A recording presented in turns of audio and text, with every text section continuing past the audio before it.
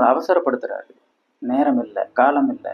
நம்ம நினைச்சிட்டு இருக்கோம் வயசான காலத்துல எல்லாம் பார்த்துக்கலாம், இப்பெல்லாம் வாழ்க்கை அனுபவிக்கலாம், காணல் நீர் எப்படி குடிக்க முடியும், இதெல்லாம் வீண் அப்படின்னு சொல்றாரு. நீ உறக்கத்தில் இருக்க, விழிச்சுக்கோ, வயசான காலத்துல பார்த்துக்கலாம் அப்படிங்கிறது வயதான காலமாட்ட அடக்கிட்டு நான் ஒரு வீரன் அப்படின்னு சொல்ற மாதிரி. ஏன்னா வயசான காலத்துல இயல்பாவே புலன்கள் எல்லாம் நலிவடைஞ்சிடும். ஆனாலும் மனம் நலிவடையாது. நல்ல திமிலோடு இருக்கக்கூடிய இளங்காலை அடக்கிறது தான் வீரம். நல்ல புலன்கள் நல்ல ஒரு வலிமையா இருக்கக்கூடிய அந்த நேரத்துல, அந்த இளமையிலேயே அந்த புலன்களை வெல்றது தான் அது சரியான வெற்றியா இருக்க முடியும். எலும்புந்தோட இருக்கக்கூடிய ஒரு வயதான காலை அடக்கிட்டு நான் வீரன் சொல்றதுல எந்த அர்த்தம் இல்லை.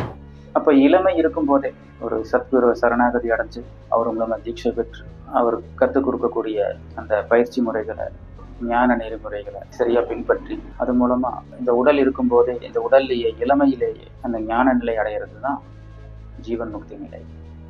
ஜீவன் இருக்கும் போதே, இந்த உடல் இருக்கும் போதே உனக்கு முக்தி கிடைச்சாச்சு.